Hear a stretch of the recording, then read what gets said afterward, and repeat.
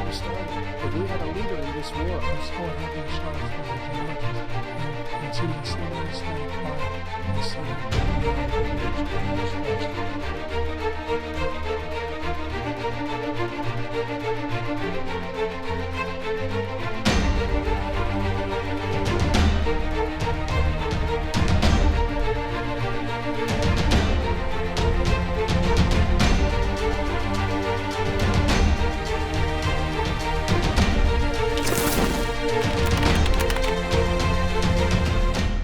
There was no inflation when I became president. You know why?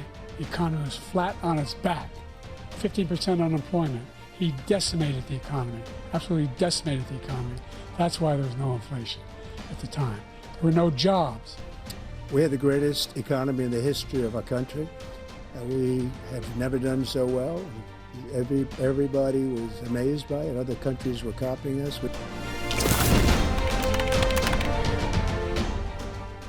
By the way, all that money we give Ukraine from weapons we make here in the United States, we give them the weapons, not the money at this point. And our NATO allies have produced as much funding for Ukraine as we have. That's why we're strong. It should have never happened. I will have that war settled between Putin and Zelensky as president-elect before I take office on January 20th. I'll have that war settled. People being killed so needlessly, so stupidly, and I will get it settled, and I'll get it settled fast before I take office.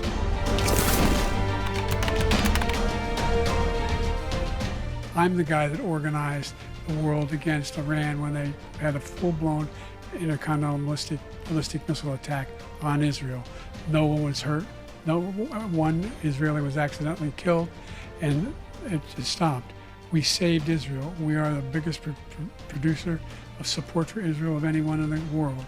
And so there are two different things. Hamas cannot be allowed to be continued. We continue to send our experts and our intelligence people as to how they can get Hamas. You got to ask them, as far as Israel and Hamas, Israel's the one that wants to go. He said the only one that wants to keep going is Hamas. Actually, Israel is the one, and you should let him go and let him finish the job. He doesn't want to do it. He's become like a Palestinian, but they don't like him because he's a very bad Palestinian. He's a weak one.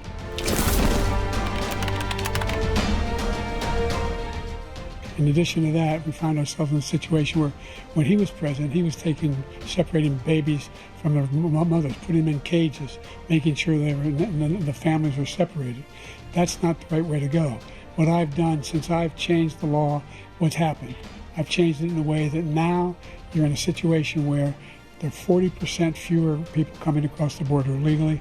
That's better than when he left office.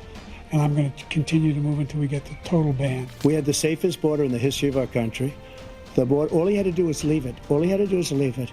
He decided to open up our border, open up our country to people that are from prisons, people that are from mental institutions, insane asylum, terrorists. We have the largest number of terrorists coming into our country right now, all terrorists, all over the world, not just in South America, all over the world they come.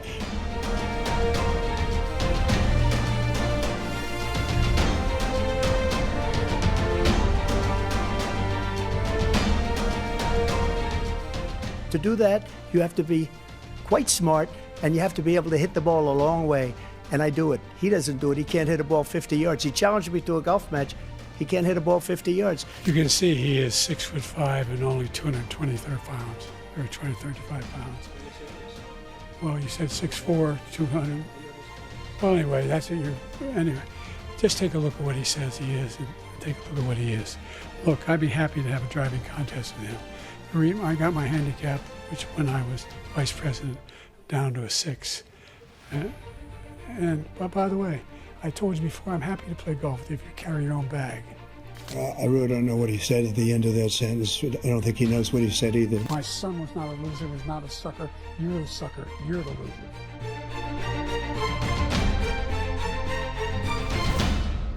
And singing the same anti-Semitic bile.